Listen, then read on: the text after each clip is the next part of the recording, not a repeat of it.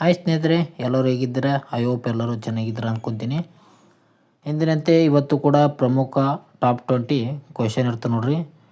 Competitive ಎಕ್ಸಾಮ್ಗೆ ಯಾರು ಓದ್ತಾಯಿದ್ರೋ ಅವರೆಲ್ಲರೂ ನೋಡಲೇಬೇಕಾದಂಥ ಒಂದು ವಿಡಿಯೋ ಆಗಿದೆ ನೋಡಿ.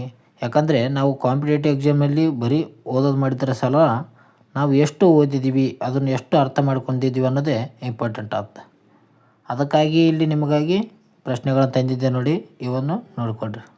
ಓಕೆ ಬನ್ನಿ ಸ್ನೇಹಿತರೆ, ಶುರು ಮಾಡೋಣ. ಮೊದಲೇ ಒಂದು ಪ್ರಶ್ನೆ ನೋಡಿ. ಭಾರತೀಯ ಮಣ್ಣು ಸಂಶೋಧನೆ ಸಂಸ್ಥೆ ಎಲ್ಲಿದೆ ಅಂತ ಪ್ರಶ್ನೆ ಕೇಳಲಿದೆ. Indian institute of soil science. ಇದಕ್ಕೆ ಸರಿಯಾದ ಉತ್ತರ ಆಪ್ಷನ್ಸ್ ಸಿ ನೋಡಿ, ಭೋಪಾಲ್. ಮಧ್ಯಪ್ರದೇಶದ ಭೋಪಾಲ್ನಲ್ಲಿ ಈ ಒಂದು Indian institute of soil science ಕಂಡು ಬರುತ್ತೆ ನೋಡ್ರಿ. ಭೋಪಾಲ್ನಲ್ಲಿ ಭಾರತೀಯ ಮಣ್ಣು ಸಂಶೋಧನಾ ಸಂಸ್ಥೆ ಎಲ್ಲಿದೆ ಅಂದರೆ ಮಧ್ಯಪ್ರದೇಶದ ರಾಜಧಾನಿ ಭೋಪಾಲ್ನಲ್ಲಿ ಸ್ಥಾಪಿಸಲಾಗಿದೆ. ಇದು ಭಾರತೀಯ ಕೃಷಿ ಸಂಶೋಧನಾ ಪರಿಷತ್ ವ್ಯಾಪ್ತಿಯಲ್ಲಿ ಕಾರ್ಯನಿರ್ವಹಿಸುವಂಥ ಒಂದು ಸಂಸ್ಥೆ ಆಗಿದೆ ಅಂತ ಹೇಳ್ತೀವಿ ನೋಡಿ. ಮಣ್ಣಿನ ಮತ್ತು ವಿಜ್ಞಾನ ಕುರಿತು ಇದು ಸಂಶೋಧನೆ ನಡೆಸ್ತದೆ. ಮಣ್ಣಿನ ಬಗ್ಗೆ ಇದು ಸಂಶೋಧನೆ ನಡೆಸ್ತದೆ ನೋಡಿ. ಎರಡನೇ ಒಂದು ಪ್ರಶ್ನೆ ಹೋಗೋಣ. ಮುಂದಿನ ಒಂದು ಪ್ರಶ್ನೆ, ಪ್ರಥಮವಾಗಿ ಭಾರತದಲ್ಲಿ ಇಂಜಿನಿಯರಿಂಗ್ ಪದವಿ ಪಡೆದ ಭಾರತೀಯ ಮಹಿಳೆ ಯಾರು ಅಂತ ಪ್ರಶ್ನೆ ಕೇಳಲಾಗಿದೆ ನೋಡಿ. ಭಾರತೀಯ ಮಹಿಳೆ ಇಂಜಿನಿಯರಿಂಗ್. ಇದಕ್ಕೆ ಸರಿಯಾದ ಉತ್ತರ ಆಪ್ಷನ್ ಸಿ ನೋಡಿ, ಅಯಲಾ ಸೋಮಯಾಂಜುಲು. ಇವರೇನಪ್ಪ ಅಂತಂದರೆ ಭಾರತದ ಇಂಜಿನಿಯರಿಂಗ್ ಪದವಿ ಪಡೆದ ಭಾರತೀಯ ಮಹಿಳೆ ಆಗಿದ್ದಾರೆ. ಅಯಾ ಮಂಜುಲಾ ಅವರು ಏನಪ್ಪ ಅಂತಂದರೆ ಭಾರತದ ಮೊದಲ ಮಹಿಳಾ ಇಂಜಿನಿಯರ್ ಆಗಿದ್ದಾರೆ. ಇವರು 1912ರಲ್ಲಿ ವಿಶಾಖಪಟ್ಟಣಂನ ಒಂದು ಕಲಿಂಗ್ ಇನ್ಸ್ಟಿಟ್ಯೂಟ್ ಆಫ್ ಟೆಕ್ನಾಲಜಿಯಿಂದ ಇಂಜಿನಿಯರಿಂಗ್ ಪದವಿಯನ್ನು ಮುಗಿಸಿರ್ತಾರೆ. ಆದ್ದರಿಂದ ಏನಪ್ಪ ಅಂತಂದರೆ ಮಹಿಳೆಯರು ತಾಂತ್ರಿಕ ಶಿಕ್ಷಣ ಪಡೆಯಲು ಪ್ರೇರಣೆ ಆಗ್ತದೆ ಮುಂದಿನ ದಿನಗಳಲ್ಲಿ ಅಂತ ಹೇಳ್ಬೋದು. ಭಾರತದ ಮೊದಲ ಒಂದು ಮಹಿಳಾ ಇಂಜಿನಿಯರ್ ಯಾರಪ್ಪ ಅಂತಂದರೆ ಅಯಲಾ ಸೋಮಯಾಂಜುಲು. ಮೂರನೇ ಒಂದು ಪ್ರಶ್ನೆ, ಸಸ್ಯಗಳು ತಮ್ಮ ಆಹಾರವನ್ನು ತಯಾರಿಸುವ ಒಂದು ಪ್ರಕ್ರಿಯೆಯನ್ನು ಏನೆಂದು ಕರೆಯುತ್ತಾರೆ? ಸಸ್ಯಗಳ ಆಹಾರವನ್ನು ಉತ್ಪಾದನೆ ಮಾಡೋದಕ್ಕೆ ಏನಂತ ಕರೀತಾರೆ ಅಂತ ಕೇಳಿದ್ದಾರೆ. ಸರಿಯಾದ ಉತ್ತರ ಆಪ್ಷನ್ಸ್ ಬಿ ನೋಡಿ, ದ್ಯುತಿ ಸಂಶ್ಲೇಷಣೆ. ಸಸ್ಯಗಳು ಇಂಗಾಲದ ಡೈಆಕ್ಸೈಡ್ ಮತ್ತು ನೀರನ್ನು ಬಳಸಿಕೊಂಡು ಏನು ಮಾಡ್ತಾವೆ ಅಂದರೆ ಆಹಾರವನ್ನು ತಯಾರಿಸ್ತಾವೆ ಅಂತ ಹೇಳ್ತೀವಿ. ಇದಕ್ಕೆ ದ್ಯುತಿ ಸಂಶ್ಲೇಷಣೆ ಕ್ರಿಯೆ ಎಂದು ಕರೀತಾರೆ. ಸಸ್ಯಗಳು ಸೂರ್ಯನ ಬೆಳಕಿನ ಸಹಾಯದಿಂದ ಏನು ಮಾಡ್ತಾವೆ ಅಂದರೆ ಇಂಗಾಲ ಡೈಆಕ್ಸೈಡ್ ಮತ್ತು ನೀರನ್ನು ಬಳಸಿಕೊಂಡು ಏನು ಮಾಡ್ತವೆ ಆಹಾರವನ್ನು ತಯಾರಿ ಮಾಡ್ತಾವೆ. ಈ ಒಂದು ಪ್ರಕ್ರಿಯೆಗೆ ಒಂದು ದ್ಯುತಿ ಸಂಶ್ಲೇಷಣೆ ಎಂದು ಕರೀತಾರೆ ನೋಡ್ರಿ. ಅದೇ ರೀತಿಯಾಗಿ ಇದು ಸಸ್ಯಗಳ ಹಸಿರು ಎಲೆಗಳಲ್ಲಿರುವ ಕ್ಲೋರೋಫಿಲ್ ಎಂಬ ವರ್ಣಕದಿಂದ ಸಹಾಯದಿಂದ ನಡೀತದೆ ಅಂತ ಹೇಳ್ತೀವಿ. ಅದೇ ರೀತಿಯಾಗಿ ಕ್ಲೋರೋಫಿಲ್ನಲ್ಲಿ ಯಾವ ಅಂಶ ಇರುತ್ತೆ ಅಂದರೆ ಮೆಗ್ನೀಷಿಯಂ ಕಂಡುಬರುತ್ತೆ ನೋಡ್ರಿ. ಸಸ್ಯದ ಎಲೆಗಳು ಹಸಿರಾಗಿರೋ ಕಾರಣ ಏನಪ್ಪ ಅಂತಂದರೆ ಕ್ಲೋರೋಫಿಲ್ನಲ್ಲಿರುವಂಥ ಒಂದು ಅಂಶ ಯಾವುದಂದರೆ ಮೆಗ್ನೀಷಿಯಂ ನೋಡಿ. ಮುಂದಿನ ಒಂದು ಪ್ರಶ್ನೆ ನಾಲ್ಕನೇದಾಗಿದೆ. ಜಲ ಮಲೇರಿಯಾ ರೋಗ ಹರಡಲು ಕಾರಣವಾಗುವ ಸೊಳ್ಳೆ ಯಾವುದಂತ ಕೇಳಿದ್ದಾರೆ ನೋಡಿ. ಇಲ್ಲಿ ಜಲ ಮಲೇರಿಯಾ ಅಂದರೆ ಆನೆಕಲ್ಲು ರೋಗ. ಆನೆಕಲ್ಲು ರೋಗಕ್ಕೆ ಹರಡಲು ಒಂದು ಕಾರಣವಾದ ಸೊಳ್ಳೆ ಯಾವುದಂತ ಕೇಳಿದ್ದಾರೆ. ಇದಕ್ಕೆ ಸರಿಯಾದ ಉತ್ತರ ಆಪ್ಷನ್ ಸಿ ನೋಡಿ, ಕ್ಯುಲೆಕ್ಸ್ ಸೊಳ್ಳೆ. ಕ್ಯುಲೆಕ್ಸ್ ಸೊಳ್ಳೆದಿಂದ ಆನೆಕಾಲು ರೋಗ ಬರುತ್ತೆ ನೋಡಿ. ಆನೆಕಾಲು ರೋಗ ಕ್ಯುಲೆಕ್ಸ್ ಒಂದು ಸೊಳ್ಳೆಯಿಂದ ಜಲ ಮಲೇರಿಯಾ ಅಥವಾ ಪೈಲೇರಿಯಾ ಅಂತ ಕರೀತಾರೆ. ಆನೆಕಲ್ ರೋಗ ಅಂತಲೇ ಹೇಳ್ಬೋದು. ಅದರ ಮೂಲಕ ಹರಡುತ್ತದೆ ನೋಡ್ರಿ. ಈ ಸೊಳ್ಳೆಗಳು ಸಾಮಾನ್ಯವಾಗಿ ಕೊಳಚೆ ನೀರಿನಲ್ಲಿ ಸಂತಾನೋತ್ಪತ್ತಿ ಮಾಡ್ತವೆ. ಅನಾಫಿಲಸ್ ಎಂಬ ಒಂದು ಸೊಳ್ಳೆ ಮಲೇರಿಯಾ ಮತ್ತು ಇಡೀಸ್ ಸೊಳ್ಳೆ ಡೆಂಗು ಚಿಕನ್ ಗುನ್ಯ ಹರಡಿಸ್ತಾವೆ ನೋಡ್ರಿ. ಅನಾಫಿಲಸ್ ಯಾವ ಸೊಳ್ಳೆ ಏನು ಮಾಡ್ತದೆ ಅಂದರೆ ಮಲೇರಿಯಾ ರೋಗ ಹರಡಿಸಿದರೆ, ಇಡೀಸ್ ಎಂಬ ಒಂದು ಸೊಳ್ಳೆ ಏನಂದರೆ ಡೆಂಗು ಮತ್ತು ಚಿಕನ್ ಗುನ್ಯ ರೋಗವನ್ನು ಹರಡಿಸ್ತದೆ. ಐದನೇ ಒಂದು ಪ್ರಶ್ನೆ, ಬಾಹ್ಯಾಕಾಶದಲ್ಲಿ ಹೋದ ಮೊದಲ ಭಾರತೀಯ ಮಹಿಳೆ ಯಾರು ಅಂತ ಕೇಳಿದ್ದಾರೆ. ಬಾಹ್ಯಾಕಾಶಕ್ಕೆ ಹೋದ ಭಾರತೀಯ ಮಹಿಳೆ ಅಂತ ಕೇಳಿದೆ ನೋಡ್ರಿ. ಸರಿಯಾದ ಉತ್ತರ ಆಪ್ಷನ್ಸ್ ಬಿ ನೋಡಿ, ಕಲ್ಪನಾ ಚಾವ್ಲಾ ಅವರು ಬಾಹ್ಯಾಕಾಶಕ್ಕೆ ಹೋದಂಥ ಭಾರತೀಯ ಮಹಿಳೆ ಆಗಿದ್ದಾರೆ. ಬಾಹ್ಯಾಕಾಶಕ್ಕೆ ಹೋದ ಮೊದಲ ಯಾರಪ್ಪ ಅಂತಂದರೆ ಕಲ್ಪನಾ ಚಾವ್ಲಾ ಅವರು. 1997ರಲ್ಲಿ ಸ್ಪೇಸ್ ಶಟಲ್ ಕೊಲಂಬಿಯಾದಲ್ಲಿ ಬಾಹ್ಯಾಕಾಶಕ್ಕೆ ಹೋಗುತ್ತಾರೆ ಇವರು ದುರದೃಷ್ಟವಶಾತ್ ಏನಂತಂದರೆ 2003ರಲ್ಲಿ ಕೊಲಂಬಿಯಾದ ಒಂದು ದುರಂತದಲ್ಲಿ ಇವರು ಮರಣವನ್ನು ಹೊಂದುತ್ತಾರೆ. ಸುನೀತಾ ವಿಲಿಯಮ್ಸ್ ಕೂಡ ಒಂದು ಭಾರತೀಯ ಮೂಲದ ಗಗನಯಾತ್ರಿ ಆಗಿದ್ದಾರೆ. ಆದರೆ ಕಲ್ಪನಾ ಚಾವ್ಲಾ ಅವರಿಗಿಂತ ನಂತರದ ಬಾಹ್ಯಾಕಾಶಕ್ಕೆ ಹೋದಂಥ ವ್ಯಕ್ತಿಯಾಗಿದ್ದಾರೆ ನೋಡಿರಿ ಸುನೀತಾ ವಿಲಿಯಮ್ಸ್. ಇತ್ತೀಚೆಗೆ ಅವರು ಕೂಡ ನಿವೃತ್ತಿಯನ್ನು ಹೊಂದಿದ್ದಾರೆ. ಈ ಒಂದು ಬಾಹ್ಯಾಕಾಶದಿಂದ ನಿವೃತ್ತಿಯನ್ನು ಹೊಂದಿದ್ದಾರೆ ನೋಡ್ರಿ. ಆರನೇ ಒಂದು ಪ್ರಶ್ನೆ, ಭಾರತೀಯ ಅಂತರಿಕ್ಷ ಸಂಶೋಧನಾ ಸಂಸ್ಥೆ ಸ್ಥಾಪನೆಯಾದ ವರ್ಷ ಯಾವುದಂತ ಕೇಳಿದ್ದಾರೆ ಅಂದರೆ ಇಸ್ರೋ ನೋಡಿ. ಇಸ್ರೋ ಸ್ಥಾಪನೆ ಆದಂಥ ವರ್ಷ ಕೇಳಿದ್ದಾರೆ. ಇದಕ್ಕೆ ಸರಿಯಾದ ಉತ್ತರ ಆಪ್ಷನ್ ಸಿ ನೋಡಿ, 1969 ಆಗಸ್ಟ್ 15ನೇ ತಾರೀಕು ಏನಪ್ಪ ಅಂತಂದರೆ ಇಸ್ರೋ ಸ್ಥಾಪನೆ ಆಗಂಥ ವರ್ಷ ಆಗ್ಯದ. ಇಸ್ರೋ ಆಗಸ್ಟ್ 15, 1969ರಲ್ಲಿ ಸ್ಥಾಪನೆ ಆಗಿದ್ದು ನೋಡಿ. ಇದೊಂದು ಪ್ರಧಾನ ಒಂದು ಕಾರ್ಯಾಲಯ ಎಲ್ಲಿ ಕಂಡು ಬರ್ತದಂದರೆ ಬೆಂಗಳೂರಿನಲ್ಲಿ ಕಂಡು ಬರ್ತದೆ. ಇದಕ್ಕೂ ಮೊದಲು 1962ರಲ್ಲಿ ಭಾರತೀಯ ರಾಷ್ಟ್ರೀಯ ಬಾಹ್ಯಾಕಾಶ ಸಂಶೋಧನೆ ಸಮಿತಿ ಸ್ಥಾಪನೆ ಆಗಿರ್ತದೆ. ಇಸ್ರೋ ಸಂಸ್ಥಾಪಕ ಪಿತಾಮಹ ಅಂತ ಡಾಕ್ಟರ್ ವಿಕ್ರಮ್ ಸಾರಾಭಾಯ್ ಅವರನ್ನು ಕರೀತಾರೆ ನೋಡ್ರಿ. ಮುಂದಿನ ಒಂದು ಪ್ರಶ್ನೆ, ಭಾರತದ ಮೊದಲ ಕೃತಕ ಉಪಗ್ರಹ ಆರ್ಯಭಟ್ಟವನ್ನು ಉಡಾವಣೆ ಮಾಡಿದಂಥ ದೇಶ ಯಾವುದಂತ ಕೇಳಿದ್ದಾರೆ ನೋಡ್ರಿ. ಆರ್ಯಭಟ್ಟ ಉಡಾವಣೆ ಮಾಡಿದಂಥ ದೇಶ ಯಾವುದು? ಸರಿಯಾದ ಉತ್ತರ ಆಪ್ಷನ್ ಸಿ ನೋಡಿ, ರಷ್ಯಾ. ಅಂದರೆ ಆಗಿನ ಸೋವಿಯತ್ ಒಕ್ಕೂಟ ಏನು ಮಾಡ್ತಂದರೆ 1975ರಲ್ಲಿ ಈ ಒಂದು ಆರ್ಯಭಟ್ಟ ಎಂಬ ಒಂದು ಉಡಾವಣೆ ಮಾಡಲಾಗ್ತದೆ. ರಷ್ಯಾ ಸರಿಯಾದ ಉತ್ತರ ಆಗಿದ್ದು ನೋಡ್ರಿ. ಭಾರತ ಮೊದಲ ಕೃತಕ ಉಪಗ್ರಹ ಯಾವುದಂದರೆ ಆರ್ಯಭಟ್ಟ ಆಗಿದ್ದು ನೋಡ್ರಿ. ಇದು ಏಪ್ರಿಲ್ 19, 1975ರಲ್ಲಿ ರಷ್ಯಾ ದೇಶ ಏನು ಮಾಡ್ತಂದರೆ ಉಡಾವಣಾ ಕೇಂದ್ರದಿಂದ ಉಡಾವಣೆ ಮಾಡಲಾಗ್ತದೆ. ಇದನ್ನು ಇಸ್ರೋ ನಿರ್ಮಿಸಿರ್ತದೆ ನೋಡ್ರಿ. ನಂತರ 1980ರಲ್ಲಿ ಭಾರತವು ಸ್ವದೇಶಿ ಉಡಾವಣಾ ವಾಹನವು ಮೂಲಕ ರೋಹಿಣಿ ಉಪಗ್ರಹವನ್ನು ಉಡಾವಣೆ ಮಾಡ್ತದೆ 1980ರಲ್ಲಿ. ಮುಂದಿನ ಒಂದು ಪ್ರಶ್ನೆ, 8ನೇ ಒಂದು ಪ್ರಶ್ನೆ ನೋಡೋದಾದರೆ, ರಕ್ತದ ಗುಂಪುಗಳನ್ನು ಕಂಡುಹಿಡಿದಂಥ ವಿಜ್ಞಾನಿ ಯಾರಂತ ಕೇಳಿದ್ದಾರೆ ಪ್ರಶ್ನೆ. Blood groups. ಸರಿಯಾದ ಉತ್ತರ ಆಪ್ಷನ್ಸ್ ಬಿ ನೋಡಿ, ಕಾರ್ಲ್ ಆ್ಯಂಡ್ ಸ್ಟೈನರ್ ಅವರು ರಕ್ತದ ಗುಂಪನ್ನು ಕಂಡುಹಿಡಿದಂಥ ವ್ಯಕ್ತಿಯಾಗಿದ್ದಾರೆ. ಅದೇ ರೀತಿಗೆ ಅಲೆಕ್ಸಾಂಡರ್ ಫ್ಲೆಮಿಂಗ್ ಅವರು ಕೊಟ್ಟಿದ್ದಾರೆ ನೋಡಿ, ಪೆನ್ಸಿಲಿನ್ ಕಂಡುಹಿಡಿದಂಥ ವ್ಯಕ್ತಿಯಾಗಿದ್ದಾರೆ ನೋಡಿ. ಪೆನ್ಸಿಲಿನನ್ನು ಕಂಡುಹಿಡಿದಂಥ ವ್ಯಕ್ತಿ. ಅದೇ ರೀತಿಯಾಗಿ ಲೂಯಿಸ್ ಪಾಶ್ಚರ್ ಅವರು ಅಂದರೆ ಫರ್ಮುಟೇಷನ್ 1859ರಲ್ಲಿ ಫರ್ಮುಟೇಷನ್ ಹುದುಗುವಿಕೆಯನ್ನು ಕಂಡುಹಿಡಿತಾರೆ. ಹುದುಗುವಿಕೆ. ಗ್ರೆಗರ್ ಮೆಂಡಲ್ ಅಂತ ಬಟಾಣಿ ಮೇಲೆ ಪ್ರಯೋಗ ಮಾಡಿರ್ತಾರೆ ನೋಡ್ರಿ. ಕಾರ್ಲ್ ಆ್ಯಂಡ್ ಸ್ಟೈನರ್ ಏನಪ್ಪ ಅಂತಂದರೆ ರಕ್ತದ ಗುಂಪುಗಳನ್ನು ವರ್ಗೀಕರಿಸಿದಂಥ ವ್ಯಕ್ತಿಯಾಗಿದ್ದಾರೆ ನೋಡ್ರಿ. ಇವರು 1901ರಲ್ಲಿ ರಕ್ತದ ಗುಂಪುಗಳನ್ನು ಹಿಡಿತಾರೆ. ಇವರಿಗೆ ಈ ಒಂದು ಸಂಶೋಧನೆಗಾಗಿ 1930ರಲ್ಲಿ ನೊಬೆಲ್ ಪ್ರಶಸ್ತಿ ಕೊಡಲಾಗುತ್ತದೆ ಅಂತ ಹೇಳ್ಬೋದು, ಲಭಿಸ್ತದೆ. ರಕ್ತದ ವರ್ಗಾವಣೆಯಲ್ಲಿ ಇದು ಒಂದು ಮಹತ್ವದ ಪಾತ್ರ ವಹಿಸಿದೆ ಅಂತಲೇ ಹೇಳ್ಬೋದು. ಅದೇ ರೀತಿಯಾಗಿ ರಕ್ತದ ಒಂದು ಪರಿಚಲನೆ ಮಾಡಿದಂಥ ವ್ಯಕ್ತಿ ಯಾರಂತ ಕಾಮೆಂಟ್ ಮೂಲಕ ತಿಳಿಸಿ. ರಕ್ತದ ಗುಂಪನ್ನು ಕಂಡುಹಿಡಿದವರು ಕಾರ್ಲ್ ಆ್ಯಂಡ್ ಸ್ಟೈನರ್. ರಕ್ತದ ಪರಿಚಲನೆಯನ್ನು ಕಂಡುಹಿಡಿದಂಥ ವ್ಯಕ್ತಿ ಯಾರಂತ ಕಮೆಂಟ್ ಮೂಲಕ ತಿಳಿಸಿ.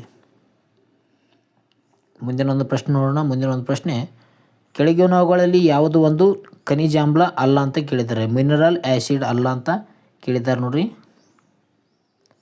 ಇದಕ್ಕೆ ಸರಿಯಾದ ಉತ್ತರ ಅಸಿಟಿಕ್ ಆಮ್ಲ ನೋಡಿ. ಆಪ್ಷನ್ಸ್ ಡಿ ಇದೆ, ಅಸಿಟಿಕ್ ಆಮ್ಲ. ಅಸಿಟಿಕ್ ಆಮ್ಲ ಏನಪ್ಪ ಅಂತಂದರೆ ಇದೊಂದು ಸಾವಯವ ಆಮ್ಲ ಆಗಿದೆ ನೋಡಿ, ಆರ್ಗಾನಿಕ್ ಆ್ಯಸಿಡ್ ಆಗಿದೆ. ಹೈಡ್ರೋಕ್ಲೋರಿಕ್ ಆಮ್ಲ, ಸಲ್ಫ್ಯೂರಿಕ್ ಮತ್ತು ನೈಟ್ರಿಕ್ ಆಮ್ಲಗಳು ಏನಂದರೆ ಖನಿಜಾಮ್ಲಗಳಾಗ್ಯಾವ. ಖನಿಜಾಮ್ಲಗಳು ಏನಂದರೆ ಅಜೈವಿಕ ಒಂದು ಸಂಯುಕ್ತಗಳಿಂದ ಉತ್ಪತ್ತಿ ಆಗುತ್ತವೆ. ಸಾವಯವ ಆಮ್ಲಗಳು ಜೈವಿಕ ಮೂಲಗಳಿಂದ ಉತ್ಪತ್ತಿ ಆಗ್ತವೆ. ಈ ರೀತಿಯಾಗಿ ಉತ್ಪತ್ತಿ ಆಗ್ತವೆ ನೋಡಿ. ಖನಿಜಾಮ್ಲಗಳು ಏನಪ್ಪ ಅಂತಂದರೆ ಅಜೈವಿಕ ಸಂಯುಕ್ತಗಳಿಂದ ಉತ್ಪತ್ತಿ ಆಗುತ್ತವೆ. ಸಾವಯವ ಆಮ್ಲಗಳು ಜೈವಿಕ ಒಂದು ಮೂಲಗಳಿಂದ ಉತ್ಪತ್ತಿ ಆಗುತ್ತವೆ. ಇಲ್ಲಿ ಖನಿಜಾಮ್ಲಗಳು ಯಾವುದು ಅಲ್ಲ ಅಂತ ಕೇಳಿದ್ರು, ಅಸಿಟಿಕ್ ಆಮ್ಲ ಅಲ್ಲ ನೋಡ್ರಿ. ಮುಂದಿನ ಒಂದು ಪ್ರಶ್ನೆ, ಸಿಲಿಕಾನ್ ವ್ಯಾಲಿ ಎಂದು ಪ್ರಸಿದ್ಧ ಆಗಿರುವಂಥ ಸ್ಥಳ ಯಾವುದಂತ ಕೇಳಿದ ನೋಡ್ರಿ. Silicon valley. ಸರಿಯಾದ ಉತ್ತರ ಇದರಲ್ಲಿ ಆಪ್ಷನ್ ಸಿ ನೋಡಿ, ಸ್ಯಾನ್ ಫ್ರಾನ್ಸಿಸ್ಕೋ. ಅಮೆರಿಕ ದೇಶ ಸಿಲಿಕಾನ್ ವ್ಯಾಲಿ ಎಂಬುದು ಪ್ರಸಿದ್ಧಿ ಪಡೆದಿದೆ. ಭಾರತ ದೇಶದಲ್ಲಿ ನಮ್ಮ ಬೆಂಗಳೂರು ಕೂಡ ಒಂದು ಸಿಲಿಕಾನ್ ಸಿಟಿ ಅಂತ ಪ್ರಸಿದ್ಧಿ ಪಡೆದುಕೊಂಡಿದೆ ನೋಡಿ. ಸ್ಯಾನ್ ಫ್ರಾನ್ಸಿಸ್ಕೋ ಅಮೆರಿಕ ಸರಿಯಾದ ಉತ್ತರ ಇದೆ ನೋಡ್ರಿ. ಸ್ಯಾನ್ ಫ್ರಾನ್ಸಿಸ್ಕೋ ಬೇ ಪ್ರದೇಶದ ದಕ್ಷಿಣ ಭಾಗದಲ್ಲಿ ಕಂಡುಬರ್ತದೆ. ಇದು ಟೆಕ್ನಾಲಜಿ ಕಂಪನಿಗಳು, ಸ್ಟಾರ್ಟಪ್ಗಳು ಮತ್ತು ನಾವೀನ್ಯತೆ ಪ್ರಸಿದ್ಧವಾದಂಥ ಒಂದು ಸ್ಥಳ ಆಗಿದೆ ಅಂತ ಹೇಳ್ಬೋದು. ಗೂಗಲ್, ಆ್ಯಪಲ್, ಫೇಸ್ಬುಕ್ ಮುಂತಾದ ಒಂದು ಕಂಪನಿಗಳ ಒಂದು ಕೇಂದ್ರ ಕಚೇರಿಯನ್ನು ಈ ಒಂದು ಸ್ಯಾನ್ ಫ್ರಾನ್ಸಿಸ್ಕೋದಲ್ಲಿ ನಾವು ನೋಡ್ತೀವಿ. ಅದೇ ರೀತಿಯಾಗಿ ಬೆಂಗಳೂರನ್ನು ಭಾರತದ ಸಿಲಿಕಾನ್ ವ್ಯಾಲಿ ಅಂತ ಕರೆಯುತ್ತೇವೆ. ಭಾರತದ ಸಿಲಿಕಾನ್ ವ್ಯಾಲಿ ಯಾವುದಂದರೆ ಬೆಂಗಳೂರು ಆಗಿದೆ ನೋಡಿ.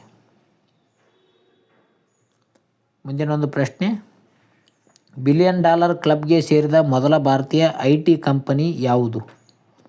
ಇದಕ್ಕೆ ಸರಿಯಾದ ಉತ್ತರ ಆಪ್ಷನ್ಸ್ ಬಿ ನೋಡಿ, Tata consultancy service. Tata consultancy service ಏನಪ್ಪ ಅಂತಂದರೆ ಭಾರತದ ಮೊದಲ IT ಕಂಪನಿ ಆಗಿದೆ ನೋಡಿರಿ. ಇದು $1 ಬಿಲಿಯನ್ ಕ್ಲಬ್ಗೆ ಸೇರ್ತದೆ. TCS ಭಾರತದ ಅತಿ ದೊಡ್ಡ IT ಸೇವಾ ಒಂದು ಕಂಪನಿ ಆಗಿದೆ ಅಂತಲೇ ಹೇಳ್ತೀವಿ. ಟಾಟಾ ಸನ್ಸ್ ಅಂಗಸಂಸ್ಥೆ ಆಗಿದೆ ನೋಡಿರಿ ಇದು TCS. ಟಾಟಾ ಕನ್ಸಲ್ಟೆನ್ಸಿ ಸರ್ವಿಸ್ ಏನಪ್ಪ ಅಂತಂದರೆ ಈ ಒಂದು ಟಾಟಾ ಸನ್ಸ್ನ ಅಂಗಸಂಸ್ಥೆ ಆಗ್ಯದ. 12ನೇ ಒಂದು ಪ್ರಶ್ನೆ ಹೋಗೋಣ. ಇವು ಪ್ರಶ್ನೆಗಳು ಏನಪ್ಪ ಅಂತಂದರೆ ನಿಮಗೆ ಭಾಳ ಸಹಾಯಕಾರಿ ಆಗ್ತವೆ ನೋಡಿರಿ ಸ್ನೇಹಿತರೆ. ಅಂದರೆ ನೀವು ಯಾವ ರೀತಿಯಾಗಿ ಎಷ್ಟು ಓದಿರಂತ ನಿಮಗೆ ಗೊತ್ತಾಗ್ತದೆ ಇದ್ರ ರಿಲೇಷನ್ದ. ರಾಷ್ಟ್ರೀಯ ಯುವಕರ ದಿನವನ್ನು ಯಾವ ಒಂದು ದಿನಾಚರಣೆಯನ್ನು ಆಚರಿಸಲಾಗುತ್ತಂತೆ ಕೊಟ್ಟಿದ್ದಾರೆ ನೋಡಿರಿ. ರಾಷ್ಟ್ರೀಯ ಯುವ ದಿನವನ್ನು ಯಾವಾಗ ಆಚರಿಸಲಾಗುತ್ತದೆ? National youth day. ಸರಿಯಾದ ಉತ್ತರ ಆಪ್ಷನ್ಸ್ ಎ ನೋಡಿ, ಜನವರಿ 12ನೇ ತಾರೀಕು ಪ್ರತಿ ವರ್ಷ ರಾಷ್ಟ್ರೀಯ ಯುವಕರ ದಿನವನ್ನು ಆಚರಣೆ ಮಾಡಲಾಗುತ್ತದೆ. ಯಾಕಪ್ಪ ಅಂತಂದರೆ ಸ್ವಾಮಿ ವಿವೇಕಾನಂದರವರ ಒಂದು ದಿನಾಚರಣೆ ಆಗಿರುತ್ತೆ ನೋಡಿರಿ. ಸ್ವಾಮಿ ವಿವೇಕಾನಂದರವರ ಒಂದು ದಿನಾಚರಣೆ ಅಂತಲೇ ಹೇಳ್ತೀವಿ. ಅದಕ್ಕಾಗಿ ಪ್ರತಿ ವರ್ಷ ಜನವರಿ 12ರಂದು ಆಚರಣೆ ಮಾಡಲಾಗುತ್ತದೆ. 1984ರಲ್ಲಿ ಭಾರತ ಸರ್ಕಾರ ಈ ಒಂದು ದಿನವನ್ನು ಆಚರಣೆ ಮಾಡಲು ಪ್ರಾರಂಭ ಮಾಡ್ತದೆ ನೋಡಿರಿ. ಘೋಷಣೆ ಮಾಡಿತ್ತು ಯಾವಾಗ? 1984ರಲ್ಲಿ. ಯಾಕಪ್ಪ ಅಂತಂದರೆ ಯುವಕರಲ್ಲಿ ಒಂದು ಸ್ವಾಮಿ ವಿವೇಕಾನಂದರ ಒಂದು ಆದರ್ಶಗಳನ್ನು ಪ್ರೇರೇಪಿಸಲು ಇದೊಂದು ಆಚರಣೆ ಮಾಡಲಾಗುತ್ತದೆ. ಪ್ರತಿ ವರ್ಷ ಜನವರಿ 12ನೇ ತಾರೀಕು ರಾಷ್ಟ್ರೀಯ ಯುವಕರ ದಿನವನ್ನು ಆಚರಣೆ ಮಾಡ್ತಾರೆ ನೋಡಿರಿ. ಮುಂದಿನ ಒಂದು ಪ್ರಶ್ನೆ, ಸಂವಿಧಾನ ದಿನವನ್ನು ಭಾರತದಲ್ಲಿ ಯಾವಾಗ ಆಚರಿಸಲಾಗಿತ್ತು? ಕಾನ್ಸ್ಟಿಟ್ಯೂಷನ್ ಡೇ ಅಂತ ಯಾವಾಗ ಆಚರಣೆ ಮಾಡ್ತಾರಂತ ಕೊಟ್ಟಾರ. ಇದಕ್ಕೆ ಸರಿಯಾದ ಉತ್ತರ ಆಪ್ಷನ್ಸ್ ಬಿ ನೋಡಿ, ನವೆಂಬರ್ 26. 1949 ಸರಿ 1900 ಕರೆಕ್ಟ್ ಬರ್ತು ನೋಡಿ. 1949ರಲ್ಲಿ ನವೆಂಬರ್ 26ನೇ ತಾರೀಕು ಏನಂದರೆ ಈ ಒಂದು ಸಂವಿಧಾನ ಜಾರಿ ಆದಂಥ ದಿನ. ಅದಕ್ಕಾಗಿ ಇದನ್ನು ಆಚರಣೆ ಮಾಡ್ತಾರೆ ನೋಡಿರಿ. 1949 ಈ ನವೆಂಬರ್ 26ರಂದು ಇದು ಸಂವಿಧಾನ ಜಾರಿ ಆಗ್ತದೆ. ಆಮೇಲೆ ಇದನ್ನು ಅಂಗೀಕರಿಸ್ತಾರೆ ನೋಡಿರಿ. ಮೊದಲು ಅಂಗೀಕರಿಸ್ತಾರೆ 1950ರಲ್ಲಿ ಇದನ್ನು ಜಾರಿ ಮಾಡ್ತಾರೆ ಜನವರಿ 26ರಲ್ಲಿ. ಓಕೆ. 2015ರಲ್ಲಿ ಕೇಂದ್ರ ಸರ್ಕಾರವು ಡಾಕ್ಟರ್ BR ಅಂಬೇಡ್ಕರ್ ಅವರಿಂದ ಒಂದು 125ನೇ ಜನ್ಮ ವಾರ್ಷಿಕೋತ್ಸವದ ಸಂದರ್ಭದಲ್ಲಿ ಈ ಒಂದು ದಿನವನ್ನು ಆಚರಣೆ ಮಾಡಲು ನಿರ್ಧಾರ ಮಾಡಲಾಗ್ತದೆ. ಜನವರಿ 26ರಂದು ಸಂವಿಧಾನ ಜಾರಿಗೆ ಬಂದ ದಿನಾಂಕ ಆಗಿದ್ದು ನೋಡಿರಿ. ಅಂಗೀಕಾರ ಆಗಿದ್ದು 1949 ನವೆಂಬರ್ 26ರಂದು, ಜಾರಿ ಬಂದದ್ದು 1950 ಜನವರಿ 26. ಇದು ಇಂಪಾರ್ಟೆಂಟ್ ಆಯ್ತು ನೋಡಿರಿ. ಮುಂದೆ ಹೋಗೋಣ. ಮುಂದೆ 14ನೇ ಪ್ರಶ್ನೆ, ಕರ್ನಾಟಕದಲ್ಲಿ ಮೊದಲ ಬಾರಿಗೆ ಮಹಿಳಾ ಜಿಲ್ಲಾಧಿಕಾರಿಯಾಗಿ ನೇಮಕಗೊಂಡಂಥ ವ್ಯಕ್ತಿ ಯಾರಂತ ಕೇಳಿದ್ದಾರೆ ನೋಡಿರಿ. ಸರಿಯಾದ ಉತ್ತರ ಆಪ್ಷನ್ಸ್ ಬಿ ನೋಡಿ, ವಿ ಶಾಂತಮ್ಮ ಅವರು ಏನಪ್ಪ ಅಂತಂದರೆ ಕರ್ನಾಟಕದ ಮಹಿಳಾ ಜಿಲ್ಲಾಧಿಕಾರಿಯಾಗಿ ಆಯ್ಕೆ ನೇಮಕಗೊಂಡ ಮಹಿಳೆ ಆಗಿದ್ದಾರೆ. ಇವರೇನಪ್ಪ ಅಂತಂದರೆ 1975ರಲ್ಲಿ ಜಿಲ್ಲಾಧಿಕಾರಿಯಾಗಿ ನೇಮಕಗೊಳ್ತಾರೆ. ನಂತರ ಅವರು ಏನಂದರೆ ಕರ್ನಾಟಕದಲ್ಲಿ ಮೊದಲ ಮಹಿಳಾ ಮುಖ್ಯ ಕಾರ್ಯದರ್ಶಿಯಾಗಿ ಕೂಡ ಸೇವೆ ಸಲ್ಲಿಸಿದ್ದಾರೆ ನೋಡಿರಿ. ಭಾರತೀಯ ಒಂದು IAS ಆಫೀಸರಾಗಿ 1963ನೇ ಒಂದು ಬ್ಯಾಚ್ನ ಅಧಿಕಾರಿ ಆಗಿರ್ತಾರೆ ಇವರು. ಯಾರೋ ವಿ ಶಾಂತಮ್ಮ. ಮುಂದಿನ ಒಂದು ಪ್ರಶ್ನೆ 15ನೇ ಪ್ರಶ್ನೆ, ಕೆಳಗಿನಗಳಲ್ಲಿ ಯಾರು ಪಂಪ ಪ್ರಶಸ್ತಿ ಪಡೆದ ಮೊದಲ ಸಾಹಿತಿಯಾಗಿದ್ದಾರೆ ಅಂತ ಕೇಳಿದ್ದಾರೆ. ಪಂಪ ಪ್ರಶಸ್ತಿಯನ್ನು ಪಡೆದುಕೊಂಡಂಥ ಮೊದಲ ಒಂದು ಸಾಹಿತಿ ಯಾರು? ಆಪ್ಷನ್ ಸಿ ಮಾಸ್ತಿ ವೆಂಕಟೇಶ್ ಅಯ್ಯಂಗಾರ್ ನೋಡಿ ಸರಿಯಾದ ಉತ್ತರ. ಪಂಪ ಪ್ರಶಸ್ತಿಯನ್ನು ಪಡೆದಂಥ ವ್ಯಕ್ತಿಯಾಗಿದ್ದಾರೆ. 1987ರಲ್ಲಿ ಪ್ರಾರಂಭವಾದ ಒಂದು ಪಂಪ ಪ್ರಶಸ್ತಿಯನ್ನು ಪಡೆದ ಮೊದಲ ಸಾಹಿತಿ ಮಾಸ್ತಿ ವೆಂಕಟೇಶ್ ಅಯ್ಯಂಗಾರ್ ಅವರಾಗಿದ್ದಾರೆ. ಕರ್ನಾಟಕ ಸರ್ಕಾರ ನೀಡುವ ಒಂದು ಪ್ರಶಸ್ತಿ ಆಗಿದೆ ನೋಡಿರಿ. ರಾಜ್ಯದ ಅತ್ಯುನ್ನತ ಸಾಹಿತ್ಯ ಪ್ರಶಸ್ತಿ ಆಗಿದೆ ಅಂತ ಹೇಳ್ಬೋದು. ಇವರ ಒಂದು ಸಾಹಿತ್ಯದ ಒಂದು ಸಾಧನೆಗಾಗಿ ಈ ಒಂದು ಪ್ರಶಸ್ತಿ ನೀಡಲಾಗಿದೆ. ಕುವೆಂಪು ಅವರು 1988ರಲ್ಲಿ ಈ ಒಂದು ಪ್ರಶಸ್ತಿ ಸಿಗುತ್ತದೆ. ಇದಕ್ಕೂ ಮುಂಚೆ ಮಾಸ್ತಿ ವೆಂಕಟೇಶ್ ಅಯ್ಯಂಗಾರ್ ಅವರಿಗೆ ಸಿಕ್ಕಿರ್ತದೆ ನೋಡಿರಿ. 1987ರಲ್ಲಿ ಇದು ಪಂಪ ಪ್ರಶಸ್ತಿ ಪ್ರಾರಂಭ ಮಾಡಿದಾಗ ಪಂಪ ಪ್ರಶಸ್ತಿಯನ್ನು ಇವರಿಗೆ ನೀಡಲಾಗ್ತದೆ. ಕ್ವೆಶ್ಚನ್ ಏನಿದೆ? ಮೊದಲ ಸಾಹಿತ್ಯರಂದರೆ ಮಾಸ್ತಿ ವೆಂಕಟೇಶ್ ಅಯ್ಯಂಗಾರ್, ನಂತರ ಕುವೆಂಪು ಅವರು ಪಡಿತಾರೆ ನೋಡ್ರಿ. ಬೆಂಗಳೂರು ಅಂತಾರಾಷ್ಟ್ರೀಯ ವಿಮಾನ ನಿಲ್ದಾಣ ಎಲ್ಲಿ ಕಂಡು ಬರ್ತದೆ ಅಂತ ಕೇಳಿದ್ದಾರೆ ಪ್ರಶ್ನೆ. ಸರಿಯಾದ ಉತ್ತರ ಆಪ್ಷನ್ಸ್ ಬಿ ದೇವನಹಳ್ಳಿ. ಬೆಂಗಳೂರು ಅಂತಾರಾಷ್ಟ್ರೀಯ ವಿಮಾನ ನಿಲ್ದಾಣ ದೇವನಹಳ್ಳಿಯಲ್ಲಿ ಕಂಡು ಬರ್ತದೆ. ಇದು ಬೆಂಗಳೂರಿನ ಒಂದು ಉತ್ತರ ಭಾಗದಲ್ಲಿ ಕಂಡು ಬರ್ತದೆ ನೋಡ್ರಿ. ದೇವನಹಳ್ಳಿಯಲ್ಲಿ ಕಂಡು ಬರ್ತದೆ. 2008ರಲ್ಲಿ ಇದನ್ನು ಪ್ರಾರಂಭ ಮಾಡಲಾಗ್ತದೆ. ಇದು ಭಾರತದ 3ನೇ ಅತ್ಯಂತ ಒಂದು ಬೀಡಿತ ಒಂದು ವಿಮಾನ ನಿಲ್ದಾಣ ಆಗಿದೆ ಅಂತಲೇ ಹೇಳ್ಬೋದು. 17 ಒಂದು ಪ್ರಶ್ನೆ. ರಾಯಚೂರು ಜಿಲ್ಲೆಯು ಯಾವ ನದಿಯ ದಡದ ಮೇಲೆ ಕಂಡು ಬರ್ತದೆ? ರಾಯಚೂರು ಜಿಲ್ಲೆ.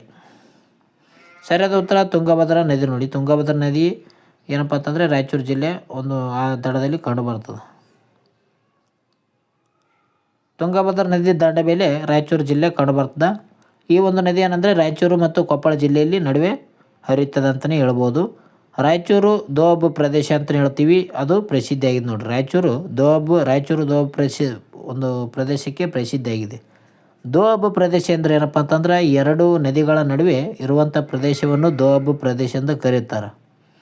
ಈ ಒಂದು ರಾಯಚೂರು ದೋಬ್ ಪ್ರದೇಶಕ್ಕಾಗಿ ಹಲವಾರು ಯುದ್ಧಗಳು ಆಗ್ಯಾವ ಬಹುಮನಿ ಸುಲ್ತಾನ ಮತ್ತು ವಿಜಯನಗರ ಸಾಮ್ರಾಜ್ಯದ ನಡುವೆ. ಕೃಷ್ಣ ಮತ್ತು ತುಂಗಭದ್ರಾ ನದಿ ಯುದ್ಧ ನೋಡಿ ರಾಯಚೂರು ದೋಬ್ ಪ್ರದೇಶ ಅಂತ ಹೇಳ್ತೀವಿ. 18ನೇ ಒಂದು ಪ್ರಶ್ನೆ.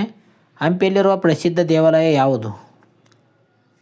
ಇದನ್ನೇನಪ್ಪ ಅಂತಂದರೆ ನೀವು ಕಮೆಂಟ್ ಮೂಲಕ ತಿಳಿಸಿ. ಓಕೆ, ಈಗ 18ರಿಂದ ಕಮೆಂಟ್ ಮೂಲಕ ತಿಳಿಸಿ 3 ಪ್ರಶ್ನೆಯನ್ನು. ಹಂಪಿಯಲ್ಲಿರುವ ಪ್ರಸಿದ್ಧ ದೇವಾಲಯ ಯಾವುದು? ಕಮೆಂಟ್ ಮೂಲಕ ತಿಳಿಸಿ. ಮೊದಲನೇ ಒಂದು ಪ್ರಶ್ನೆ ನೋಡಿ, ಒಂದು ಕ್ವಶನ್ ಕಮೆಂಟ್. ಹಂಪಿಯಲ್ಲಿರುವ ಪ್ರಸಿದ್ಧ ದೇವಾಲಯ ಯಾವುದು? ನಂತರ ಇದು ನೋಡಿ 19ನೇ ಒಂದು ಪ್ರಶ್ನೆ. ಕಿತ್ತೂರು ಚೆನ್ನಮ್ಮ ಯಾವ ಒಂದು ರಾಜವಂಶಕ್ಕೆ ಸೇರಿದವರು? 1824ರಲ್ಲಿ ನಡೆದಂಥ ಬ್ರಿಟಿಷರ ವಿರುದ್ಧ ಹೋರಾಡಿದಂಥ ವ್ಯಕ್ತಿ ಯಾರಂದರೆ ಕಿತ್ತೂರು ರಾಣಿ ಚೆನ್ನಮ್ಮ. ಇವರು ಯಾವ ರಾಜವಂಶಕ್ಕೆ ಸೇರಿದಾರಂತ ಕೊಟ್ರ, ಇದನ್ನು ಕೂಡ ನೀವೇನಂದರೆ ಕಮೆಂಟ್ ಮೂಲಕ ತಿಳಿಸ್ಬೇಕು. Question number 2 comment the answer. Okay, ಇನ್ನೊಂದು ಕ್ವಶನ್ ಇದೆ, ಅದೊಂದು ಕೂಡ ಕೊಡ್ತೀನಿ ಅಂದರೆ. ಯಾವುದು? ಕೊನೆಯದಾಗಿ 20ನೇ ಒಂದು ಪ್ರಶ್ನೆ ಇದೆ ನೋಡಿ. ಮೈಸೂರು ದಸರಾ ಉತ್ಸವವನ್ನು ಆಚರಿಸಲು ಕಾರಣವಾದ ದೇವತೆ ಯಾರು ಅಂತ ಪ್ರಶ್ನೆ ಕೇಳ್ಯಾರ. ಮೈಸೂರು ದಸರಾ ಒಂದು ಉತ್ಸವವನ್ನು ಆಚರಣೆ ಮಾಡಲು ಕಾರಣವಾದ ದೇವತೆ ಯಾರು ಅಂತ ಕೇಳಿದ್ದಾರೆ. ಇದನ್ನು ಕೂಡ ಕ್ವಶನ್ ನಂಬರ್ 3 ಕಮೆಂಟ್ ಮೂಲಕ ತಿಳಿಸಿ. ಓಕೆ ಸ್ನೇಹಿತರೆ, ಅದೇ ರೀತಿಯಾಗಿ ಈ ಒಂದು 17 ಪ್ರಶ್ನೆಯಲ್ಲಿ 17 ನಮ್ಮವು 3 ನಿಮ್ಮವ. 17 ಪ್ರಶ್ನೆಯಲ್ಲಿ ನಿಮ್ಮ ಒಂದು ಸ್ಕೋರ್ ಎಷ್ಟಾಗಿದೆ ಅಂತ ಕಮೆಂಟ್ ಮೂಲಕ ತಿಳಿಸಿ. ಓಕೆ, ಕಾಮೆಂಟ್ ಮೂಲಕ ನಿಮ್ಮ ಒಂದು ಸ್ಕೋರನ್ನು ತಿಳಿಸಿ. ಅದೇ ರೀತಿಯಾಗಿ ಈ ಒಂದು ವಿಡಿಯೋ ಇಷ್ಟ ಆಗಿತ್ತು ಅಂದರೆ ಲೈಕ್ ಮಾಡಿ, ಸಬ್ಸ್ಕ್ರೈಬ್ ಮಾಡಿ, ಕಮೆಂಟ್ ಕೂಡ ಹಾಕಿ. ನಿಮ್ಮ ಅನಿಸಿಕೆಯನ್ನು ಕಮೆಂಟ್ ಮೂಲಕ ತಿಳಿಸಿ. ನಿಮ್ಮ ಸ್ನೇಹಿತರಿಗೂ ಕೂಡ ಶೇರ್ ಮಾಡಿ ಈ ಒಂದು ವಿಡಿಯೋನು.